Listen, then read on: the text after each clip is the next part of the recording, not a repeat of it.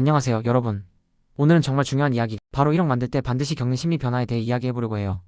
혹시 여러분도 1억 모으기를 목표로 하고 있나요? 아니면 이미 그 과정을 겪고 계신가요? 이 여정은 단순히 돈을 모으는 것을 넘어 우리 자신을 성장시키고 변화시키는 놀라운 경험이 될 거예요. 함께 그 심리 변화의 파도를 헤쳐나가 볼까요? 1억이라는 숫자는 처음엔 정말 아득하게 느껴질 수 있어요. 특히 사회초년생이라면 월급을 꼬박꼬박 저축해도 언제쯤 이 목표에 도달할 수 있을까? 막막하게 느껴질 때가 많죠. 저도 그랬어요. 처음엔 과연 내가 1억을 모을 수 있을까? 하는 의구심이 들고 매달 열심히 저축해도 목표액은 좀처럼 줄어들지 않는 것 같아서 심적으로 많이 힘들었거든요. 이 시기에는 초기 자본의 부족이 가장 큰 장벽으로 다가옵니다. 투자할 여유 자금도 부족하고 매달 빠듯한 생활비 속에서 절약의 어려움을 절감하게 되죠. 맛있는 음식, 예쁜 옷, 친구들과의 약속 이 모든 것을 포기하고 절약해야 한다는 생각에 지치기도 하고 내가 이렇게까지 해야 하나? 하는 회의감마저 들 때도 있을 거예요. 하지만 여러분, 이 과정은 절대 헛되지 않습니다. 이 시기를 어떻게 보내느냐가 1억을 넘어 그 이상의 자산을 형성하는 데 중요한 초석이 되거든요. 이때 가장 중요한 건 바로 목표 설정의 중요성입니다. 단순히 1억을 모으겠다가 아니라 1억으로 무엇을 할 것인가를 명확히 하는 거죠. 결혼 자금, 내 집 마련, 창업, 자금, 노후 대비 등 구체적인 목표가 생기면 눈앞의 유혹을 이겨낼 동기부여가 훨씬 강해집니다. 돈을 모으는 이유가 명확해지면 절약이 더 이상 고통이 아니라 목표를 향한 즐거운 과정이 될 수 있어요. 여러분만의 확실한 목표를 세우는 것, 그것이 1억 모으기 여정의 첫걸음이자 가장 강력한 무기가 될 겁니다. 그럼에도 불구하고 1억을 모으는 과정에서 우리는 수많은 심리적 장벽에 부딪히게 됩니다. 가장 흔한 것이 바로 소비 습관이에요. 무계획적인 지출, 습관적인 외식, 충동적인 쇼핑은 우리의 저축 계획을 한순간에 무너뜨릴 수 있죠. 오늘은 나에게 주는 선물이라며 자기 합리화를 하다 보면 어느새 통장 잔고는 바닥을 드러내기 일쑤입니다. 괜찮아, 다음 달부터 아끼면 되지 라는 생각 다들 한 번쯤 해보셨죠? 하지만 이런 소비 습관은 1억 모으기의 가장 큰 적이라는 것을 명심해야 합니다. 또 다른 심리적 장벽은 바로 SNS의 영향입니다. 친구들이 올린 해외여행 사진, 명품 구매 인증샷을 보면 나도 모르게 나만 이렇게 사는 건가? 하는 생각에 빠지기 쉬워요. 타인의 과시적인 소비에 현혹되어 불필요한 지출을 하게 되고 이는 결국 우리의 저축 목표를 방해하는 요소가 됩니다. 남과의 비교는 독이 될 수 있습니다. 우리 각자의 상황과 목표가 다르다는 것을 인정하고 흔들리지 않는 자기 중심을 잡는 것이 중요해요. 투자 시장에 발을 들여놓게 되면 군중 심리 또한 큰 장벽이 될 수 있습니다. 남들이 다 하니까 나도 해야 할 것 같고 안 하면 뒤처질 것 같은 불안감에 휩싸여 묻지마 투자를 하게 될 때가 있죠. 하지만 이런 감정적인 투자는 실패로 이어질 확률이 높습니다. 자신만의 투자 원칙을 세우고 감정적인 동요 없이 냉철하게 판단하는 훈련이 필요해요. 그리고 손실 회피 심리도 조심해야 합니다. 투자에서 손실을 보는 것을 극도로 싫어하는 심리 때문에 손절매 시기를 놓치거나 잘못된 투자를 질질 끌고 가는 경우가 많아요. 손실을 인정하고 다음 기회를 노리는 용기가 필요합니다.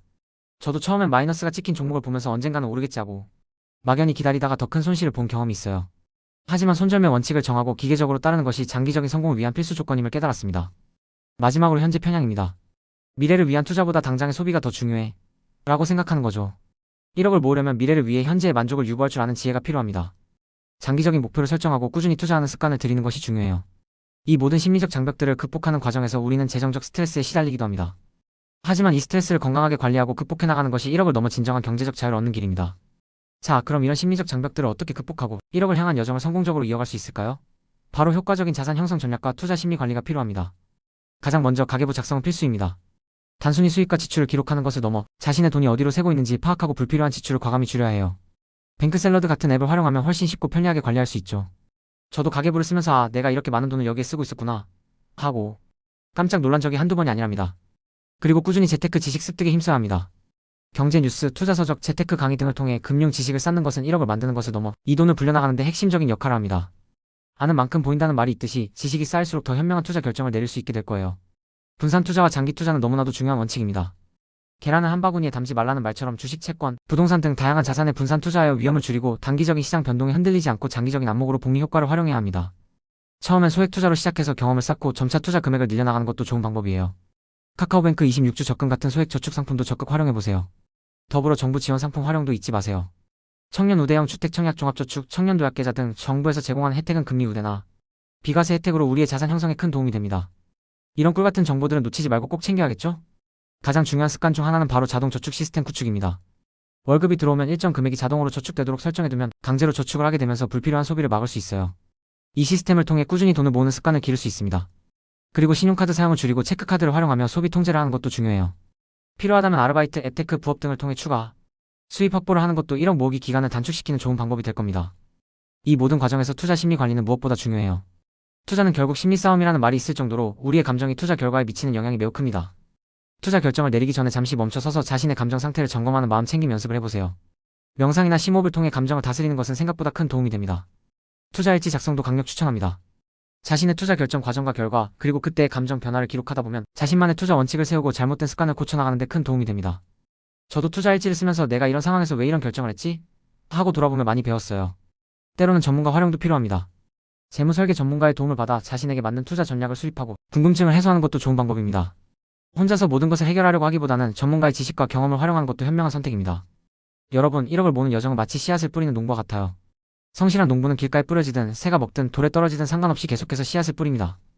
왜냐하면 비옥한 땅에 떨어진 몇몇 씨앗들이 수백 배의 결실을 맺을 것을 알기 때문이죠. 우리의 투자도 똑같습니다. 좋은 자산을 찾아 꾸준히 씨앗을 뿌리고 시간을 들여 정성껏 가꾸면 분명 큰 결실을 맺을 거예요. 이 여정에서 가장 중요한 건 끝까지 살아남는 것입니다. 아무리 좋은 전략도 중간에 포기하면 아무 소용이 없어요. 흔들리지 않는 멘탈, 즉 갑바를 키우고 그릇을 넓히는 것이 중요합니다. 처음엔 몇십만 원 빠져도 머리가 띵했지만 어느 순간 몇천만 원 왔다 갔다 해도 무덤덤해지고 결국엔 수억 단위 변동해도 평정심을 유지하는 단단한 갑바가 생길 거예요. 그리고 루틴을 만드는 것이 중요합니다. 매일 정해진 시간에 일어나고 정해진 일을 반복하며 꾸준히 투자하고 공부하는 루틴은 우리를 성공으로 이끌어줄 거예요. JYP 박진영 씨도 같은 걸 매일 하는 건 지겹다. 근데 지겨운 걸 매일 이겨낸 사람이 결국 성공한다고 말했죠. 공부, 운동, 독서 기본적인 것들이 다 지겹지만 그걸 10년, 20년씩 한 사람만이 정상을 찍는 겁니다. 투자도 똑같아요.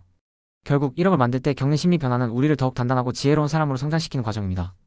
이 여정에서 우리는 수많은 유혹과 좌절을 겪겠지만 장기적인 안목과 흔들리지 않는 마인드셋, 그리고 꾸준한 루틴으로 무장한다면 분명 목표를 달성하고 그 이상의 성과를 이뤄낼 수 있을 거예요. 성공적인 장기 투자를 위해 우리가 꼭 기억해야 할 4가지. 첫째, 우리는 시간이라는 자원을 무기로 삼아 거대 자본이 못하는 장기 투자를 합니다. 둘째, 내가 중간에 변심하지 않도록 강력한 마인드셋을 구축해야 합니다. 셋째, 인생의 희로애락 이벤트를 예측해서 각 시점에 맞는 투자 기간과 전략을 정해야 합니다. 마지막 넷째, 예측할 수 없는 리스크에 대비해 속성이 다른 자산 23개로 분산 투자하는 것입니다.